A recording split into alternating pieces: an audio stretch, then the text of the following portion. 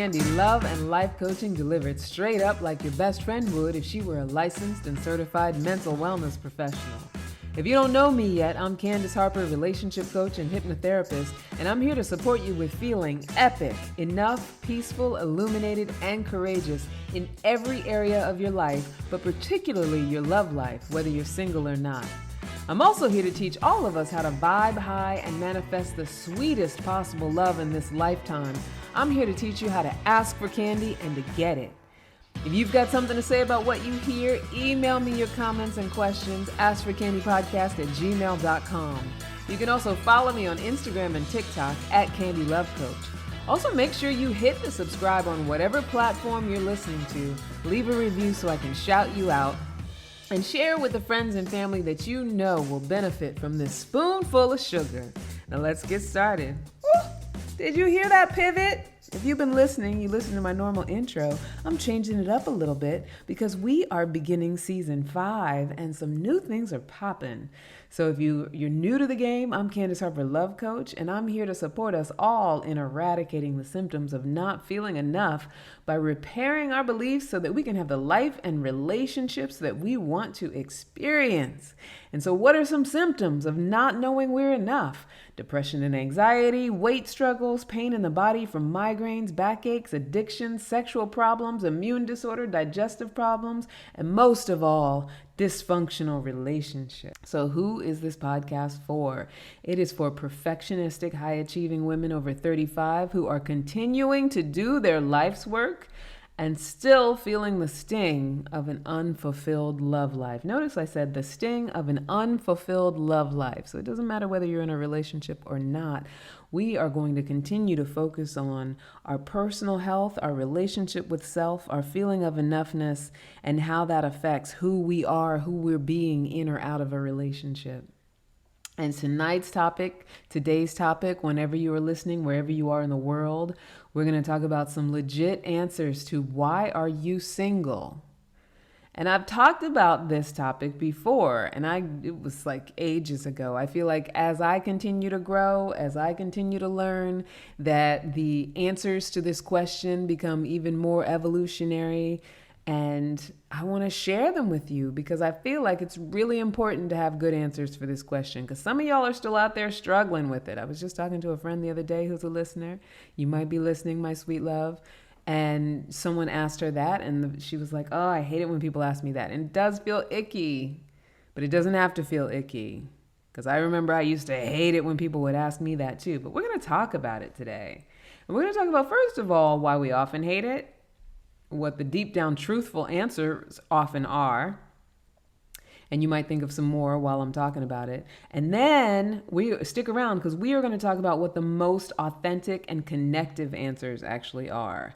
The answers that are going to just, really blow people away because they're going to be so authentic, but also just so evolved and so representative of who we really are that they're either going to really jive with it or they're going to notice that they're not on that level and not be able to jive with it. I always say our authenticity is a perfect way to know whether someone is right for you in your life. We always think that it's things like what they look like and how much money they make and all that stuff.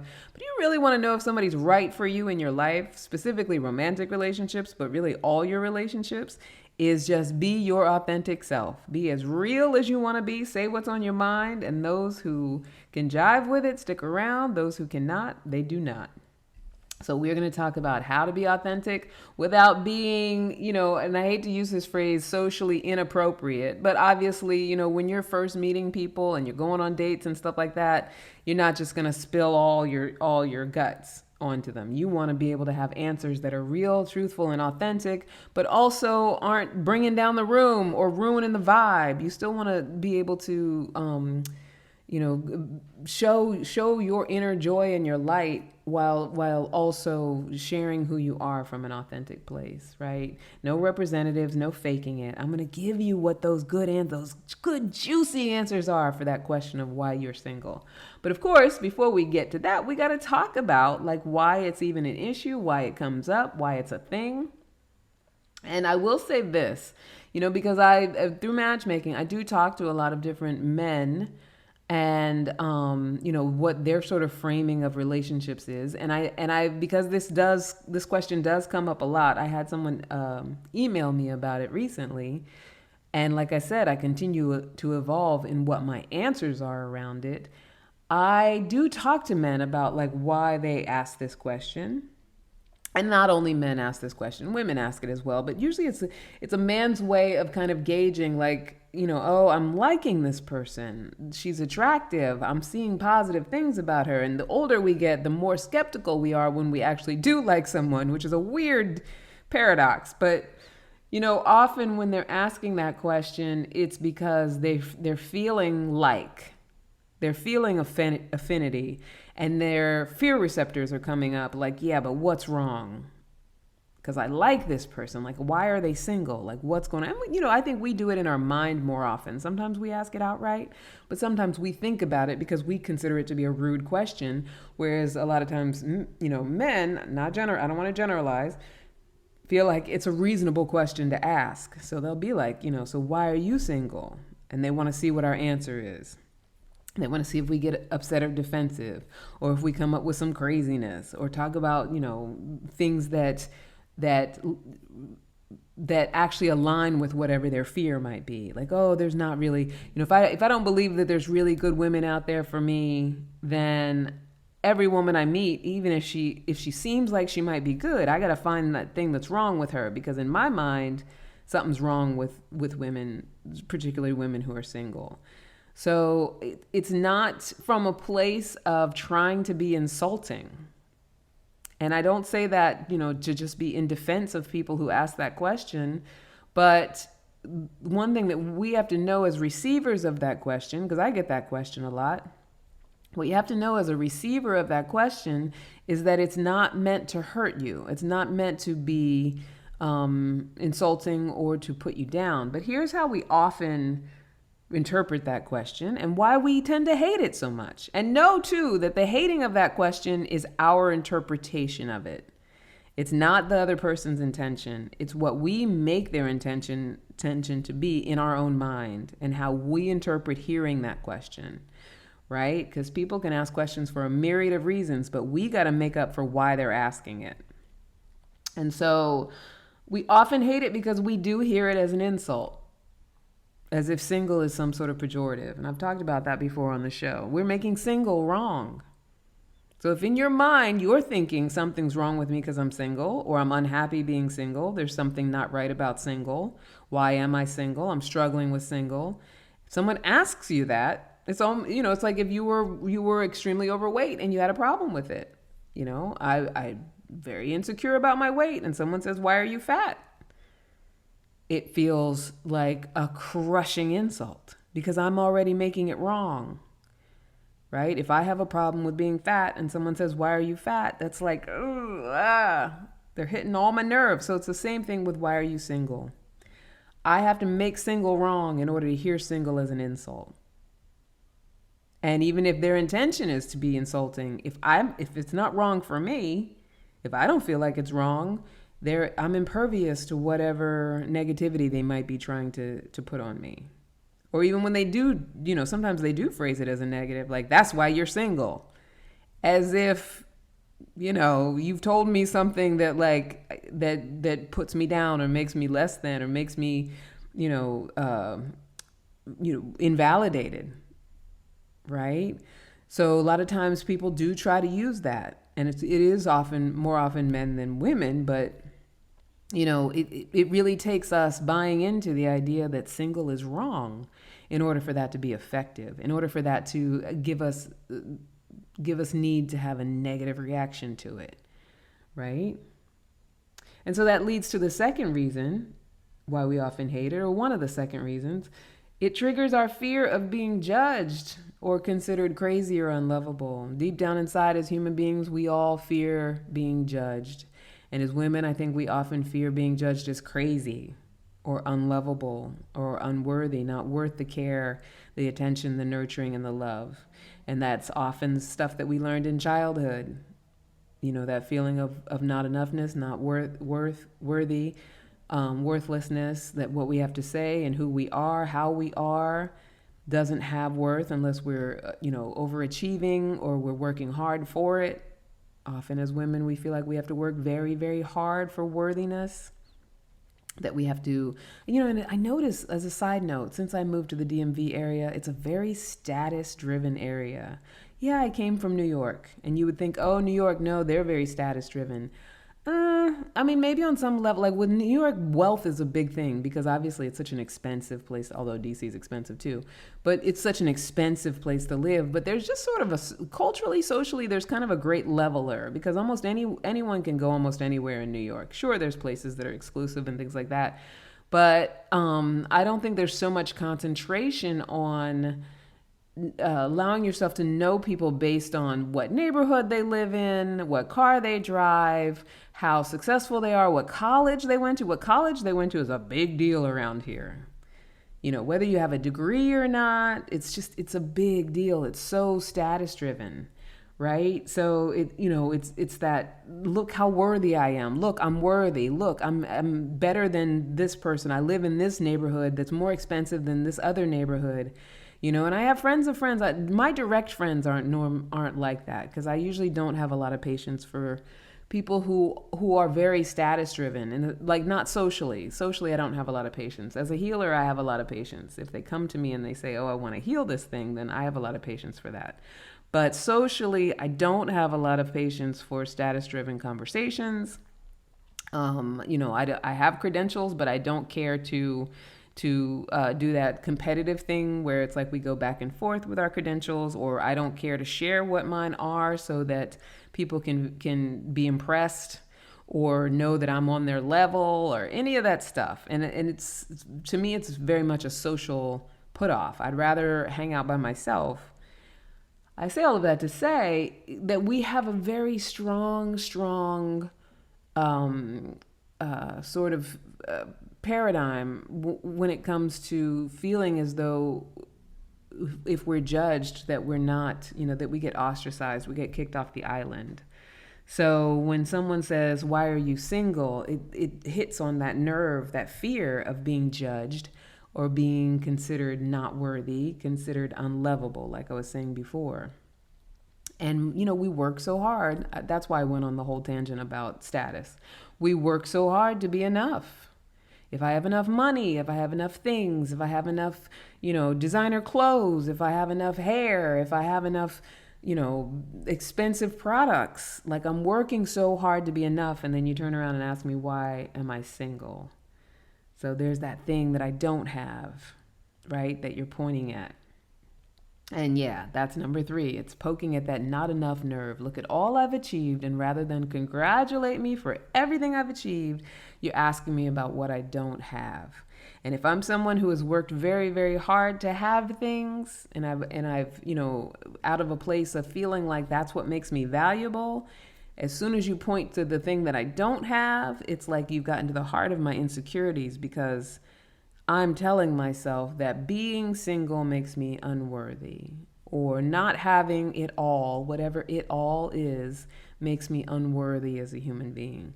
And that is what that question, when we interpret it that way, can hone in on, focus in on. And that's why we tend to have an adverse reaction to it, especially those of us who've worked very hard to achieve and to be valuable. Even if you're not somebody who's like all about designer labels, but you've worked very hard, to get certain levels of, in your career and degrees and things like that, because in the background was, I gotta be enough, I gotta achieve. And women of color in particularly, I feel like we have an added pressure because it's like, we live in a culture where we're so easily dismissed. We're so easily judged as unworthy. We're so easily cast off as, just a sexual object or something of low worth, uneducated. And so we work so hard, and so many of us, and the statistics keep rising. And this is not a bad thing. I love that we work to be educated, but it's the difference between working to be educated, doing what you love, what you're passionate about, following what fulfills you and has you in full emotional freedom, compared to what will make me have approval in the eyes of my culture, my country, my family, and people that I want to love me. So that's a whole nother thing. That's attachment. And that comes from a place of not feeling worthy. If I'm attached to gaining that approval through my achievements, deep down inside, I don't feel worthy. If I can achieve because I'm passionate about what I do, I love what I do, and that's all it's about, it's my zone of genius, I feel free when I do it, that is a whole nother thing, right? And we're entitled to that as well. So, what are the deep down, really truthful answers if someone asks us why we are single?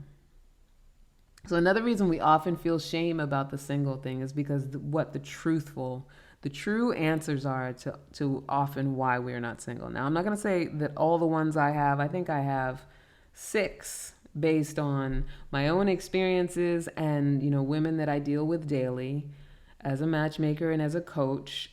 So these are ones that I came up with, but trust me, if you think of more, like those deep down hurtful, truthful answers that you wouldn't say on a first date. If you think of more of them, by all means, please email me, askforcandypodcast@gmail.com, and tell me what ones you think of, right? For what are the real truths for why I am actually single and why I'm shameful about, like I put shame on single as if something's wrong. So number 1, because I have not truly healed my traumas and I'm incredibly guarded, right? I'm still in fear of being hurt again. I've been hurt before. I have maybe a past history of pain that I've not dealt with or that I'm continuing to deal with. And it's not at a healing point where I feel like I'm ready to expose myself again. I feel like I have to protect my heart because if I open it up again, I might have a nervous breakdown if somebody hurts me. The trauma is still playing in the background. And, by trauma, I just mean those things that it doesn't have, people always go straight to things like sexual abuse, which that's often the case, or mental, physical abuse, which that's often the case. But sometimes it can be like ongoing trauma of just, being witness to maybe a caretaker or a parent dealing with something relationship-wise that teaches us something about relationships. It doesn't necessarily have to be something that happens directly to us, but it's something that we experience and then make up in our mind a survival technique for it. So if I haven't healed those things and I have a belief in the world, a belief about people, a belief about connection and love, and I don't even recognize what love really is, and what kindness really is. And I feel like, people always have an ulterior motive or, those stories playing in the background, they all come from unhealed trauma. And so I'm guarded. I know for me, like I was very much conditioned not to take anyone at face value because we were never trusted. I mean, I say we, I'm talking about me and my siblings. I don't want to speak for them, but as much as I love my father and we have a great relationship, whatever traumas he had makes him very distrustful of the world. And even in his later years now, he just does not trust anyone. He thinks that people are stealing from him. And I do think that comes from some deep-seated childhood trauma. Well, what he conditioned into me is that no one is offering the truth. That every action, even mainly the positive actions, has some sort of motive behind it. And that you can't just trust that someone is approaching you, being with you because they want to, or because what they say they're doing is actually the truth. And so how did that show up in my adult life after being conditioned to that as a child? When I was in relationships, I never believed anybody. Like, I love you. Do you really? How do you love me? Are you sure? I don't know. You have to prove it. Really? I don't know. What do you really want? Oh, you must want me to do something for you. That was always my response. That was always my reaction in my adult life. And it's funny because I'm having kind of a breakthrough around that as I'm telling you. This is not something that I'm sure I've thought about it before, but that I don't know that I've ever voiced it out loud. But it was definitely something that was conditioned into me, like a mistrust, traumatically conditioned into me. Like that's what I witnessed. And that's what was, as a child, I was treated like, you must be doing that because you want something. You must be, if you did a chore or you wanted affection, you must be doing that because you want to ask me for something. Like, there was never any trust in, no, you're my dad, I want to hug you. Or, no, I just want to do this because I want to do the right thing as a kid. I'm learning. That I wasn't, I don't want to speak for my sister. I do want to speak for my sisters, but I'm not going to.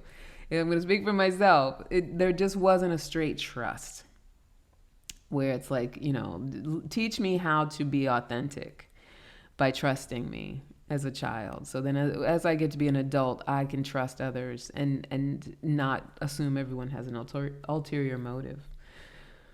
And then the second one, Lord child, we got 6 of these. I'm only on the second one as far as the deep down truthful answers. These aren't the answers that we're, like I said, these aren't the answers that we're sharing with a first date. These aren't the answers that we're sharing with someone who we're just getting to know, because they might not be able to handle it all. We don't know where they're coming from. They've got their own stuff. These are the answers that we become self-aware of so that we can know to heal them. These are the answers that, yes, eventually we might be able to share it with that person, but you don't want to lay this stuff on people because they won't have any frame of reference of knowing you to be able to understand it fully. Now, that's kind of an assumption because, there's people out there who would be like, oh yeah, me too. So I'm not saying that it's a rule. I'm just saying that I'm not inviting people to share these deep down truthful answers, in an early meeting with someone, right? Because I'm going to give you the authentic answers that you can give that are authentic and connective, and give that other person room to not feel uncomfortable with, the hard truth. Because early meeting someone, people aren't always ready for your hardest truths. We know that, right? So number 2, I am highly commitment phobic. My whole life is on a clock, and this was me for the longest time, and I think still I have a lot of commitment phobia, but my whole life on a clock. I rent, I freelance, I move a lot. My relationships, people that I've chosen to be in relationship with, were people that I didn't necessarily see as long, like I didn't have long-term vision for really being with them forever. Even the person that I did think that at the time, it's like when I look back on it in hindsight, I really didn't necessarily see us getting to old age together. I was just young. We were together for, over a decade. I was just young and just doing what forever looked like to me. But I didn't really see, like, I picked this person. We had certain incompatibilities that really were roadblocks to be a long-term thing. And then, I always say I was a serial monogamous. So one relationship after another, I just kept picking people that in my heart of hearts, I knew that they weren't going to be able to be a lifelong partner.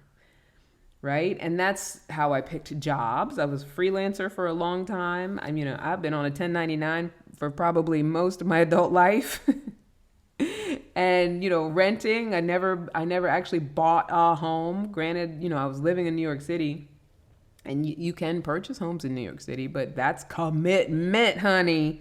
That's commitment, because you got to have your finances right and, figure out a lot of stuff. And it's a highly competitive market, right? And I always moved a lot. Just didn't, it's something that I've learned about myself in this 4th decade of mine. That I guess in my 40s, it's the 5th decade, right? So it's a 5th decade. So wait, but I'm starting, anyway, whatever, I'm sidetracking. So I'm just learning this in my life, that it's something that I've always really, truly been afraid of. And I can go into all the reasons that I'm afraid of it, and that goes in even deeper, but that's not what this show is about. But that is one of the answers for why am I single. Deep down, I am highly commitment phobic. And those of us who are of a certain age who are still single, I would say a majority of us are highly commitment phobic when it comes to relationships, and probably other areas in our lives as well, if we're honest about it. Number 3, I wasn't chosen, or if I was chosen, I rejected those who chose me for whatever reason. So whether it was that I was focusing on my career, or that my perfectionism kicked in and I decided they weren't good enough, or I was just afraid, going back to the fear of commitment. I either wasn't chosen, and I've had times, I always say, like, there's a certain stage in men's lives, and this is old-timey talk. I know it because I know we're at a time where, younger generations feel like, yes, women have just as much autonomy and pacemaking in a relationship as men should have, and women can propose and all of that stuff.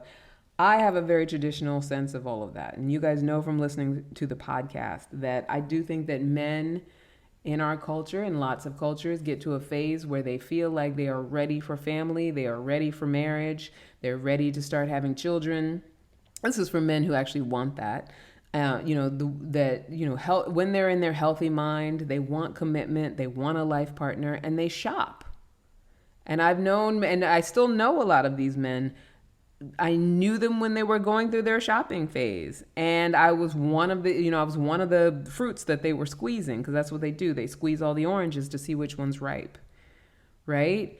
And I was never the fruit that they chose. And I don't say that like, oh, woe is me, because subconsciously, in hindsight, I didn't want to be that fruit. Like, I would do or say something always when I started to smell it on them, that it was that I'm looking for my wife kind of thing. They were asking me those kinds of questions. Like, I would smell that on them and sabotage it in some way. Now, this is total hindsight talking. It's not like I was conscious of it, where I was like, okay, let me tell them that, I have a huge student loan debt, or, that I've been in a relationship with a woman. Like, let me do something to sabotage it. It wasn't conscious. It was a subconscious thing because of my subconscious beliefs, my commitment phobia, my not wanting to be chosen, not wanting to be locked down. And that's all, through healing work that I learned that. That's me looking back in hindsight and seeing it for what it was. That wasn't awake, intentional, knowing what I was doing. And then the other side of that was rejecting the ones who did choose me for whatever reason from a very young age. The ones who really, really wanted to be with me, my perfectionism would kick in, and nope, not it, not good enough, nope, don't want to do it, nope, not interested. Yeah. So that's one of those deep down true reasons for why a lot of us are single, because that's the practice we've been making our entire lives. So if the practice has been avoiding the commitment, being a no, not letting yourself be chosen for commitment for your entire adult life, that's a really hard practice to break out of if that's what you've been doing for your whole life. And I speak from experience, not from accusation. Number 4, I'm grappling with my sexuality or sexual identity. So that can be a deep down, it's not everybody's deep down answer, but that can definitely be a deep down answer. And one thing I have found in the time that I've been a matchmaker, because I do meet so many people that I'm not necessarily their coach. I'm not there to be their healer. I am there to support them and hold their hand through the dating process so that they can just meet different people and have that be successful. But what I do find is that many people that I have worked with, not just clients, but also people that I've matched with, my gaydar goes up. Like not everybody.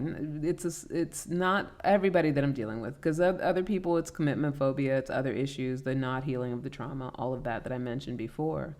But sometimes it is dealing with, not being able to really live into their true sexuality or their sexual identity.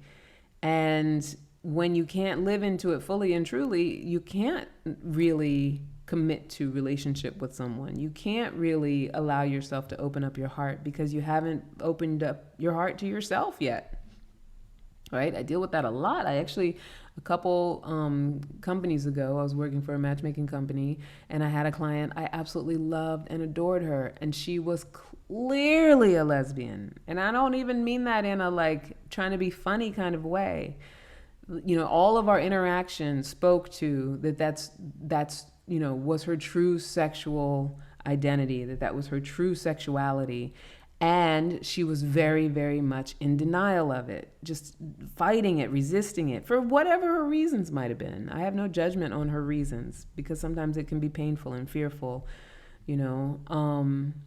But I say all of that to say, I was in a position of matching her with men because that's what she asked for, but it wasn't what she wanted. So she was in a constant struggle, a constant conflict, right? So the deep down answer of why she was single is because she wasn't ever going to meet anybody that she wanted, because she wasn't allowing herself to want who she truly wanted.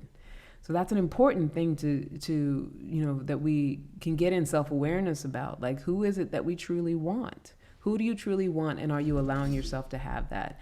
And, I went through my own experimental phase around that because I thought, well, maybe, let me just see, because I want to know for sure if that's the case. Like, if I am actually a lesbian, if I am really attracted to women, I'm okay with that. Like, I just want to be with who I'm going to love, and that's going to be the most important thing. So I tried it. I tried it with 2 different ones, and, we had great relationships for a short amount of time, and I realized that it wasn't my orientation, it wasn't my identity, it wasn't who I was, it wasn't who I was born as. I definitely started to miss dick. And that my energy is energy for a cis relationship. Not that there's anything wrong either way. I had no judgments. I still to this day love the women that I had experimental relationships with, and they may or may not frame the relationships the same way that I do or did.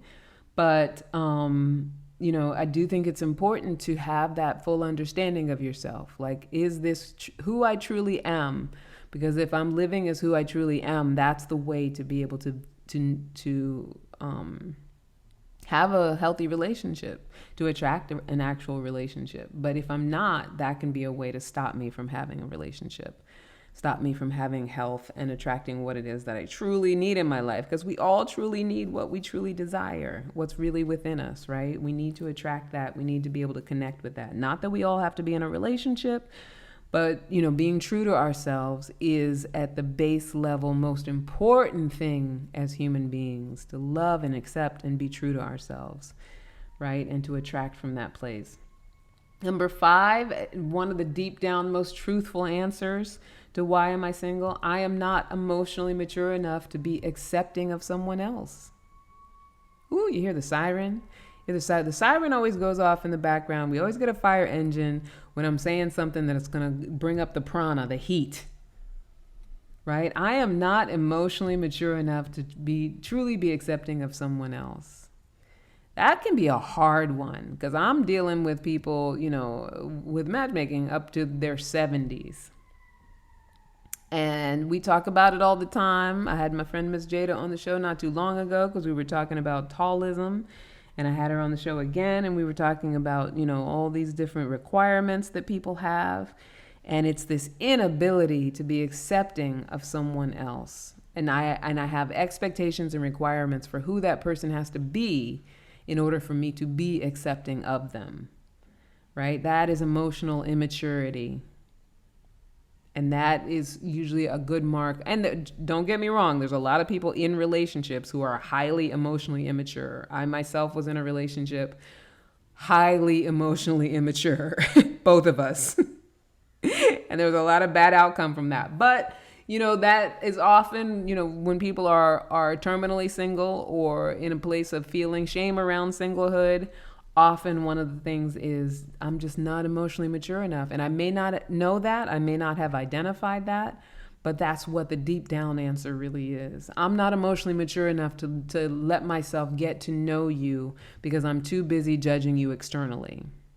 Or I'm too busy worried about, I work with luxury people. So does he fly private? Does he fly private jets? I'm too busy worried about that sort of thing that I don't have the emotional maturity to be accepting of anything else. I'm too busy focusing on, the wealth of my lifestyle or, whether you look a certain way or, all of those things. It's, and it's not, I'm not coming from a moral judging kind of place, but from a workability judging kind of place. Like, if I really want love with somebody, if I really want to feel certain and stable, if I really want to feel like I'm valued in a relationship, to look for the external things to be in place is like, it's sabotage on a ridiculous level, on an astronomical level. And, you know, I've had this conversation many times on this show, so I'm not going down that slippery slope.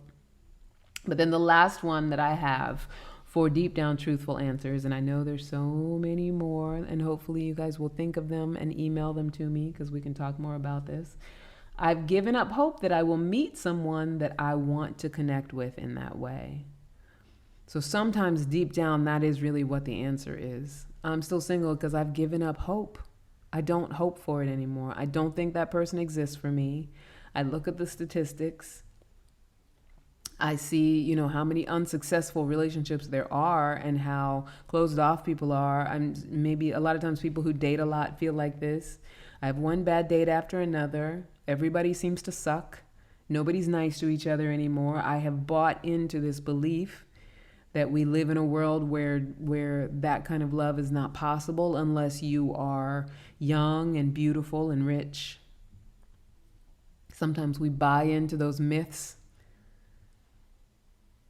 you know, that things are not available to us, right? And it's the feeling that it's not available to us that actually concretizes the belief. I know that sounds like craziness, but it's our feeling that actually brings it into reality. It's our thinking. It's our thinking. If I believe that there's no hope for me and I'm not going to ever have what I want, I am 100% right about that.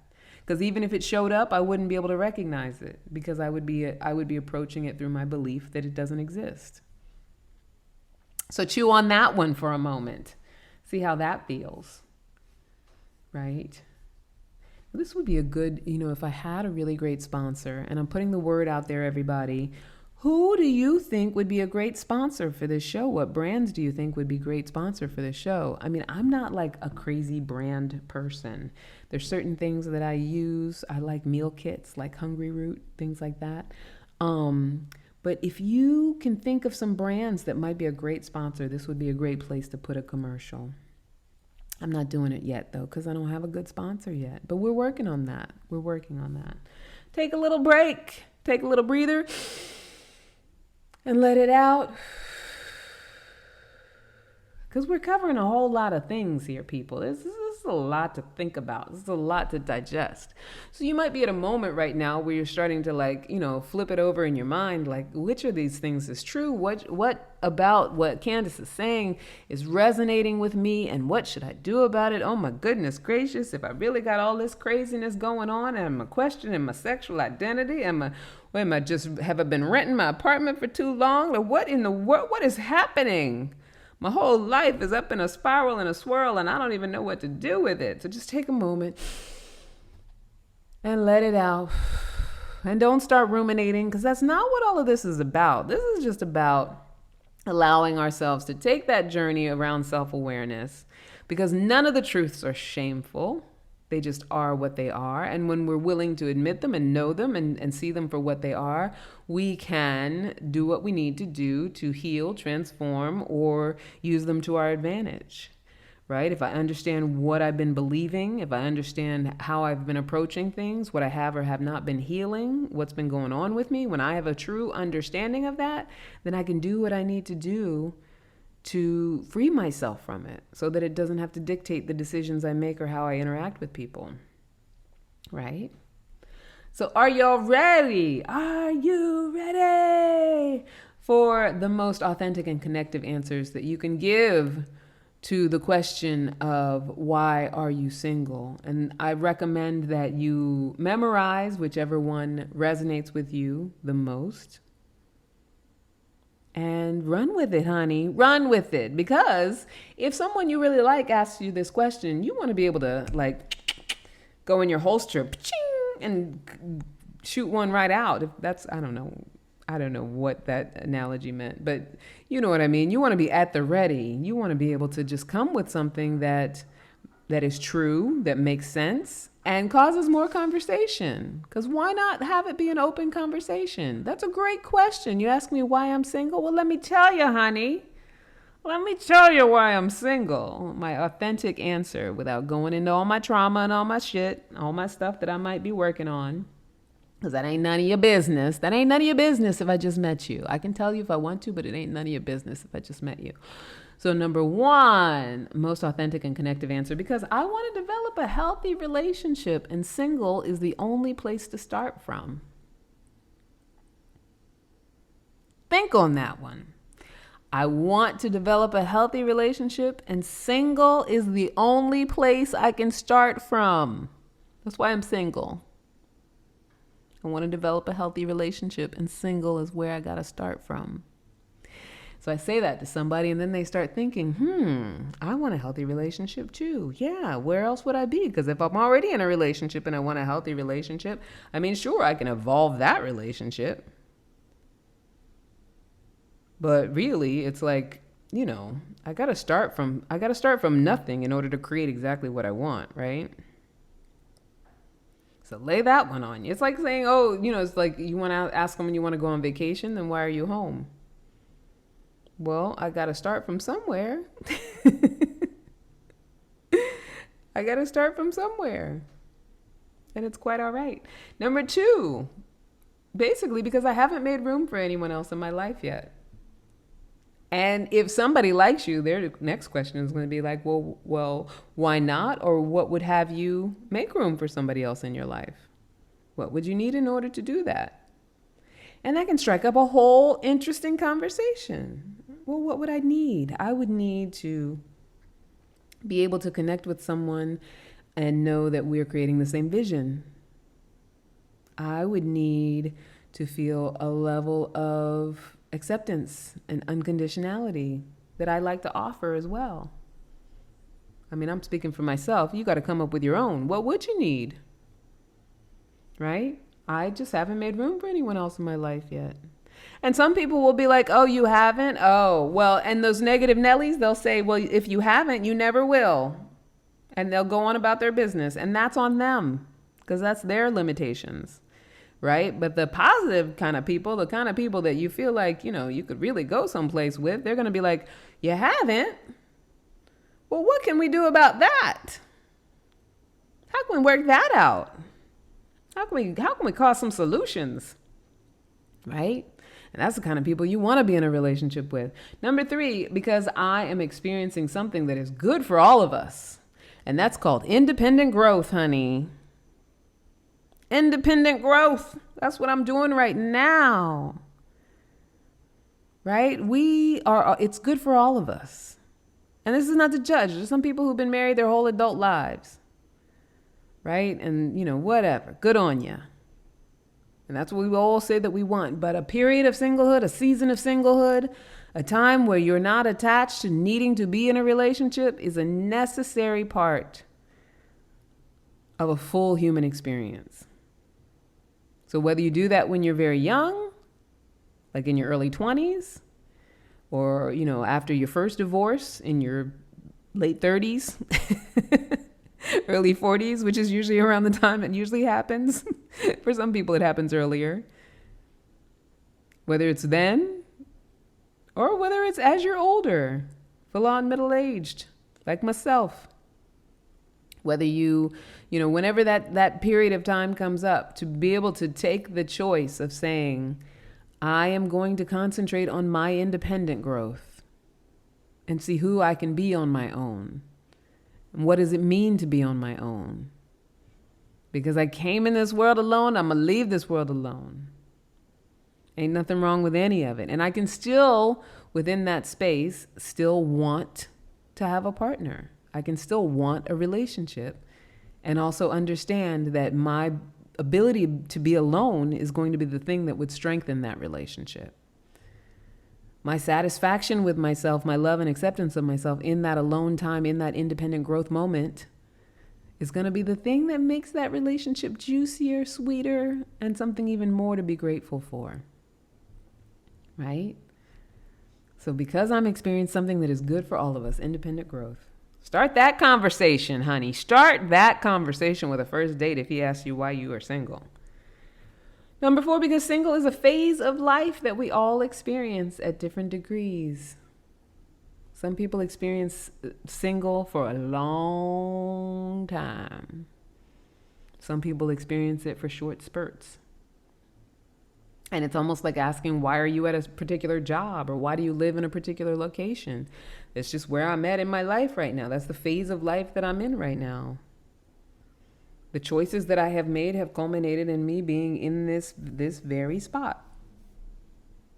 And that doesn't mean that I can't make a whole new set of choices that would culminate in me being in a completely different spot. But right now, this is what it is. These are the choices that I've made. Number 5, because I'm learning to trust myself to be peaceful with or without a relationship so that I don't have to force anything with anyone. To me, I love that answer because it doesn't have to be forced.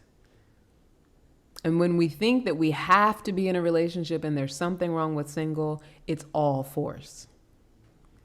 And a relationship born of force, whether it's you've, obligated a person to you or manipulated them into your life or put enough pressure on or, chased them long enough, all those things we do to make sure that it happens because we cannot be with the possibility of just flowing with singlehood and what all of that's going to mean.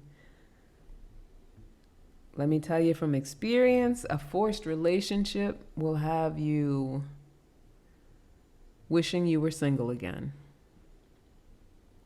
And I'm sure that a lot of you have experienced that as well. If you've ever had a horrible relationship, something break down, if you're tagging somebody as a narcissist, whatever out there, trust me, you've been in a forced and forcing situation and you felt that singlehood would be better. You know exactly what I'm talking about.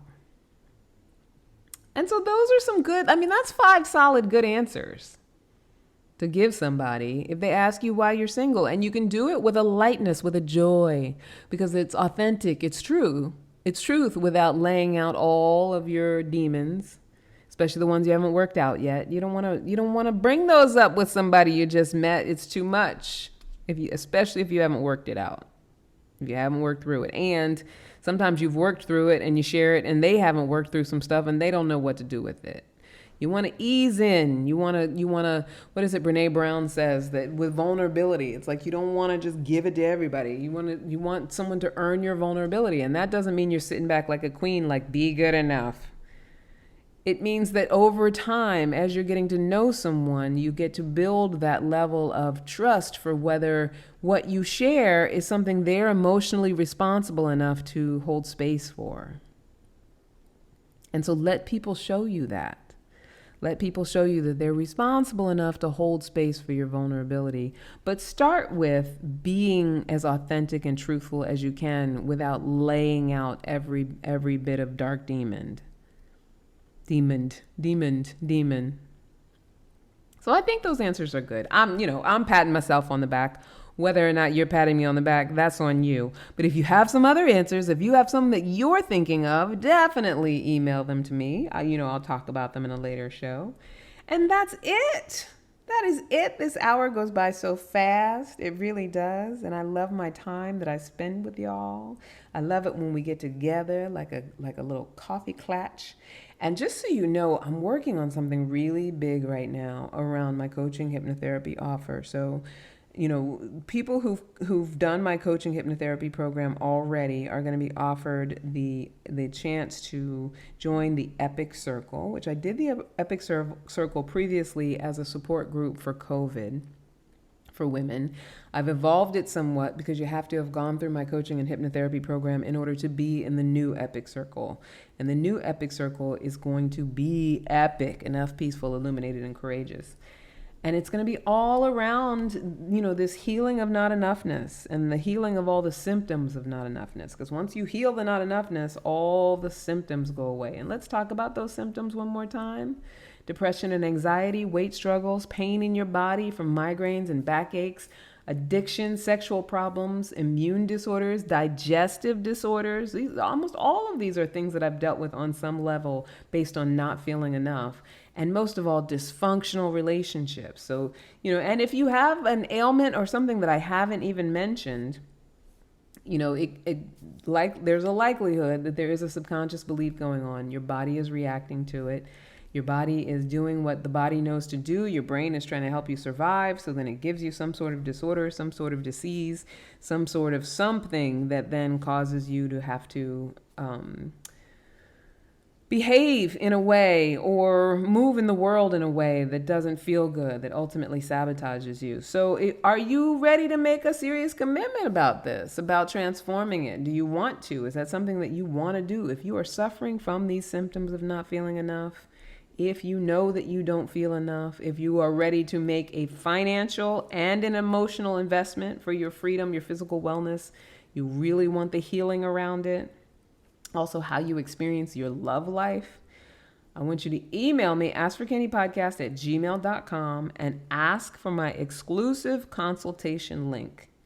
It'll give you a complimentary consultation. You can talk to me personally, and we can talk about, well, you got to go to the link, and then you got to fill out the form, and then I will call you, and we will talk about exactly what's going on with you, and we will talk about how I can help you heal it. Now, if I can't help you, I'm going to tell you. If it's like, girl, you need years of therapy before we even begin, I'm going to be like, that's what you got to do. Everybody will not qualify.